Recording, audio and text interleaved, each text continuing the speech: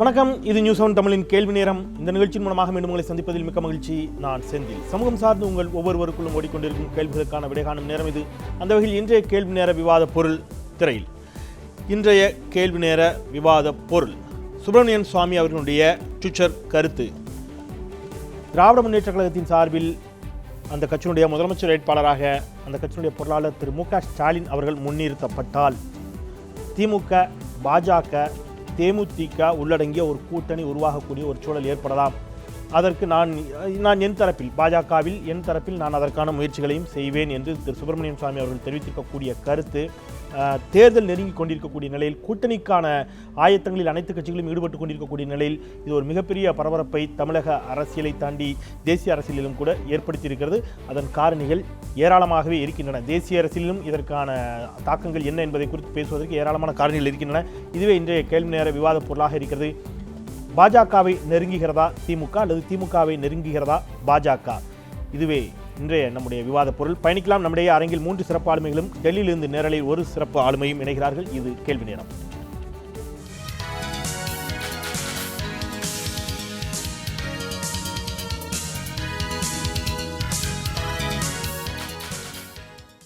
அரங்கில் நம்முடைய திராவிட முன்னேற்ற கழகத்தின் சார்பில் வழக்கறிஞர் திரு கண்ணதாசன் இணைகிறார். வணக்கம், வரவேற்கிறேன். பத்திரிகையாளர் தராசு திரு ஷியாம் அவர்கள் இணைகிறார். வணக்கம், வரவேற்கிறேன். காங்கிரஸ் கட்சியினுடைய மூத்த தலைவர் திரு திருச்சி வேலுச்சாமி அவர்கள் இணைகிறார். சுப்பிரமணியன் சாமி தொடர்பான தலைப்பில் திருச்சி வேலுச்சாமி இல்லாவிட்டால் அது மிகப்பெரிய அந்த கல்யாண வீட்டில் பாயாசம் இல்லாத மாதிரி அந்த மாதிரி திருச்சி வேலுச்சாமி அவர்களும் இணைகிறார்.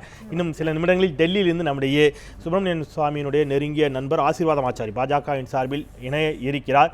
அவரை குறித்து கூடுதலாக அறிமுகம் செய்தே ஆக வேண்டும். இன்ற தருணத்தில் அவர் 2G வழக்கில் ஒரு முக்கிய சாட்சி, விசில் ப்ளோவர். அவரும் இணைய இருக்கிறார். பயணிக்கலாம். திரு கண்ணதாசன், அவர் சொன்ன காரணிகளை எந்த இடத்துலையும் ஸ்ட்ராங்காக திமுக மறுக்கவே இல்லை. மறுக்காதது பல சந்தேகங்களை ஏற்படுத்தி கொண்டிருக்கிறது. ஏன்னா ஏற்காடு இடைத்தேர்தலில் தொடங்கி எல்லா தேர்தல்களும் திராவிட முன்னேற்ற கழக தலைவர் திரு கருணாநிதி அவர்கள் பாஜக உள்ளிட்ட அத்துணை கட்சிகளுக்கும் கடிதம் எழுதினார். மக்கள் நல கூட்டணி தெளிவாக இவங்களோட கூட்டணி கிடையாதுன்னு தெளிவாக சொல்லிட்டாங்க. பாட்டாளி மக்கள் கட்சி 2 திராவிட கட்சிகளோடும் உறுதியாக கூட்டணி கிடையாது, தேசிய கட்சிகளோடும் கிடையாது. இப்போ தேசிய கட்சிகளுக்கு அழைப்பு கொடுத்துருக்காங்க. திராவிட கட்சிகளில் உறுதியாக நிற்கிறாங்க. ஆனால் திமுக அந்த மாதிரி இன்னமும் பாஜகவோடு உறுதியாக கூட்டணி கிடையாது என்று எந்த இடத்திலும் அறிவிக்காத நிலையில் சுப்பிரமணியன் சாமியுடைய கருத்து முன்வைக்கப்பட்டிருக்கிறது. இந்த 1000 கால்கள் கொண்ட ஆக்டிவிஸ்ட், மதவாத பாஜக இதெல்லாம் மக்கள் மறந்துடணுமா தேர்தல் நேரத்தில்? எப்படி பார்க்குறீங்க? திராவிட முன்னேற்ற கழகம் இது வரைக்கும் பாரதிய ஜனதா கூட்டணியை பற்றி எதுவும் பேசலை. காங்கிரஸுடன் நாங்கள் அழைப்போன்னு சொல்லியிருக்கிறாங்க. அங்கே காங்கிரஸும் பாஜகவும் ஒரே கூட்டணியில் இருக்க முடியாதுன்றது எல்லாருக்கும் தெரிந்த ஒரு விஷயமாக இருக்கிறது. அதே மாதிரி பாஜக இருக்க முடியாதுங்கிறீங்களா? இல்லை, காங்கிரஸ் ஏற்கனவே திராவிட முன்னேற்ற கழகம் சாத்தியக்குள் அதிகமாக இருக்கும் பொழுது சரி அங்கே பிஜேபி இணையக்கூடிய வாய்ப்புகள் குறைவாக இருக்கிறது. இந்த சாத்தியக்கூறுகளை குறைச்சிட்டிங்கன்னா இல்லை, அடிப்படை நான் சொல்ல வரேன். நான் அதாவது இந்த அழைப்பு என்பது திராவிட முன்னேற்ற கழகம் நீங்கள் எதுவுமே சொல்லலைன்றதுக்காக கூட்டணி உறுதிப்படுத்தி விட்டது, அதுக்கான பேர் நாடெல்லாம் அர்த்தம் கிடையாது. அங்கே சொல்லியிருப்பார். நீங்கள் பார்த்தீங்கன்னா பிஜேபியில் மரியாதைக்குரிய சுப்பிரமணியன் சுவாமி அவருடைய கருத்துக்களை பிஜேபியினர் எங்கள் கருத்துக்கள்னு பலவற்றை மறுத்திருக்கிறாங்க. இந்த வாட்டி மறுக்கல இல்லை, மறுத்திருக்கிறாங்க. பழைய நிகழ்வு மறுத்திருக்கிறாங்க. அதே போல் அவருடைய கருத்தாக அவர் ஒன்று சொல்கிறாரு. அது இது மாதிரி நடந்தால் அந்த மாதிரி நடந்தாலும் பல்வேறு கருத்துக்களை சொல்கிறார். ரெண்டே விஷயம். ஒரு நிமிஷம் திரு கண்ணதாசன், அடிப்படையில் ஒரு கேள்வி. அவர் சொன்ன கருத்து ஒரு பக்கம் இருக்கட்டும். அடிப்படையில் திராவிட முன்னேற்ற கழகத்தின் சார்பாக திரு கண்ணதாசன் அவர்கள் முதலமைச்சர் வேட்பாளராக முன்னிறுத்தப்பட்டாலும் நான் இப்போ ஒன்று சொல்கிறேன், நீங்கள் கொந்தளிச்சிருவீங்க. அது எப்படி நீங்கள் சொல்ல முடியும்? எங்களுடைய தலைவர் இருக்கின்ற பொழுதுன்னு சொல்லுவீங்களா மாட்டிங்களா? எங்களுடைய தலைவர் தான் முதலமைச்சர் வேட்பாளர் அப்படின்னு அது இன்னும் உறுதியாக சொல்ல முடியாத ஒரு தோணமாக திமுக இருக்கிறது. அது ஒரு புறம் இருக்கட்டும். ஆனால் திரு மு க ஸ்டாலினை முன்னிறுத்தப்பட்டால் என்று சொன்னால் ஏன் எங்கள் தலைவர் இருக்கின்ற பொழுது தேவையற்ற குழப்பத்தை ஏற்படுத்தக்கூடிய முயற்சியா? இந்த மாதிரியான வாசகங்கள் தான் மிக உறுதியாக வந்திருக்கணும். எந்த இடத்துல இந்த மாதிரியான வாசகங்கள் திமுகவிடமிருந்து ஏன் வரவில்லை அப்படிங்கிறதா ஐயத்தை அதிகப்படுத்தி. ஏற்கனவே இது உறுதி செய்யப்பட்ட ஒரு நிகழ்வு.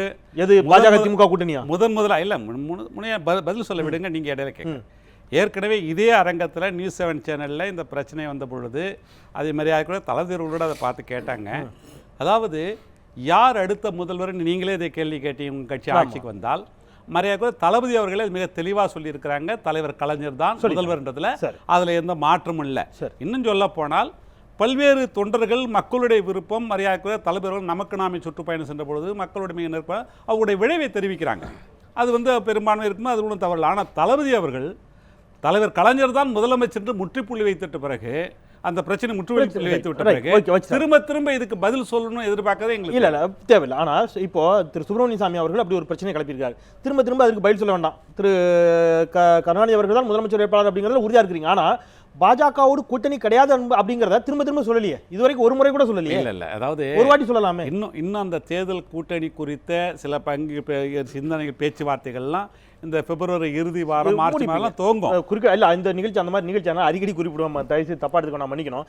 அதிமுகவோடு கூட்டணி அப்படின்னு உங்களால சொல்ல முடியுமா? நிச்சயமா நாங்க சொல்ல முடியாது.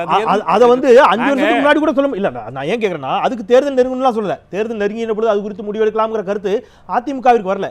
பாஜகவிற்கு வருதுன்னா பாஜகவை கன்சிடர் பண்ற மனநிலையிலே திமுக இருக்கிறதுனா இருக்கிறதுன்னு சொல்லலாம். தப்பு இல்லைங்கிறேன். இப்ப தேமுதிகவை கன்சிடர் பண்றீங்க. நாங்க ஒண்ணு பாஜகவோட கூட்டணி வைக்காத கட்சியில கூட்டணி வைத்திருக்கிறோம் கடந்த காலங்கள்ல.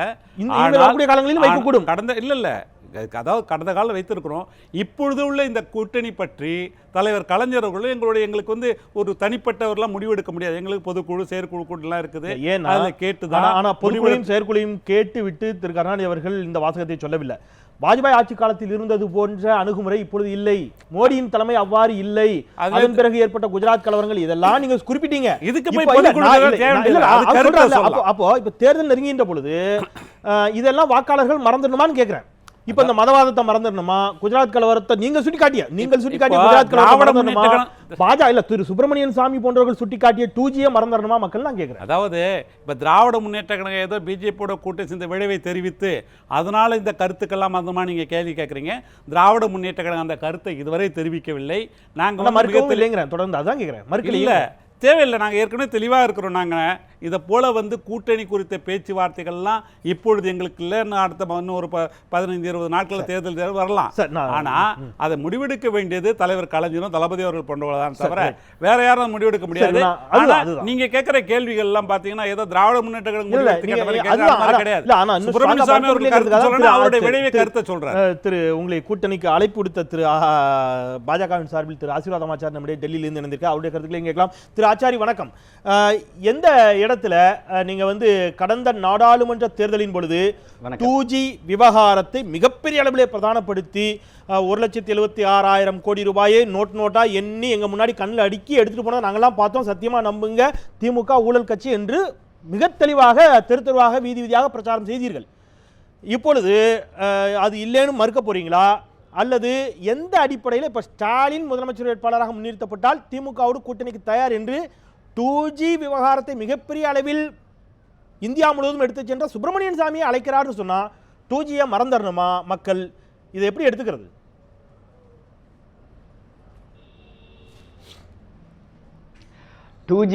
மக்கள் மறக்க வேண்டிய அவசியம் கிடையாது.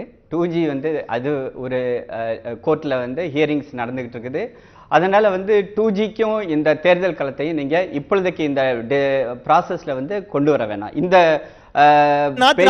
ஆச்சாரி மன்னிக்கணும்.